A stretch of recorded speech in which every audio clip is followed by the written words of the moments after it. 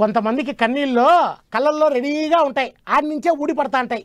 ఆనందం వచ్చినా తట్టుకోలేరు, దుఃఖం వచ్చినా తట్టుకోలేరు, సంతోషానికి ఏడుస్తూనే ఉంటారు, బాధకి ఏడుస్తూనే ఉంటారు.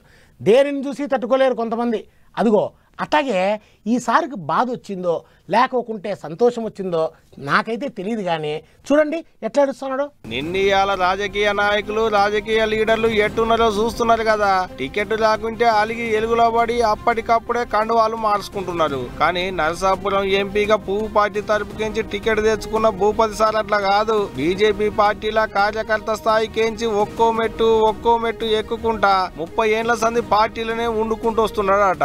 అట్ట అన్న పనితనం చూసి అన్నకు టికెట్ ఇయ్యాలని పొత్తుల నరసాపురం టికెట్ ను తీసుకొని పక్కకు పెట్టుకున్నారట పువ్వు పార్టీ వాళ్ళు. అట్ట పక్కకు పెట్టిన టికెట్ ను అన్నకి ఇచ్చిల్లట.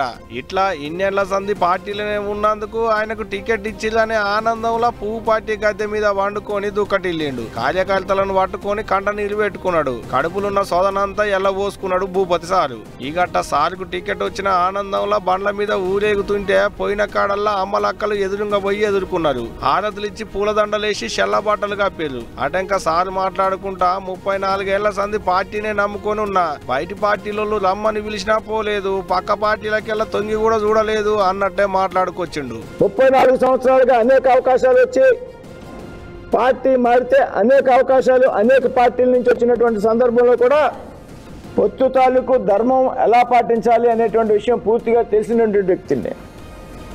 ఎందుకంటే నర్సాపూర్ పార్లమెంటు 2 సార్లు పొత్తుల్లో గెలిచాం.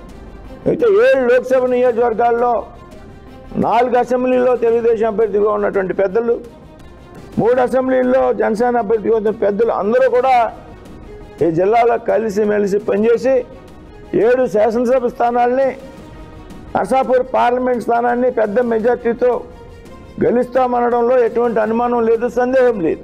అది ఇన్నరా ఏ మాట మాట ఓట్లప్పుడు టికెట్ రాకుంటే ఎమ్మట్లనే పార్టీ మారేటి నాయకులున్న ఈ రోజుల్లో కూడా ఇంత నమ్మకంతో ఉన్నాడంటే అన్నను తారీఫ్ చేయాల్సిందే అంటున్నారట అక్కడి పువ్వు పార్టీ కార్యకర్తలు. మరి చూడాలే, టికెట్ అయితే వచ్చింది కానీ అన్నబడ్డ కష్టానికి ఓట్లే ఎన్ని పడతాయో అనేటిదిగా రేపు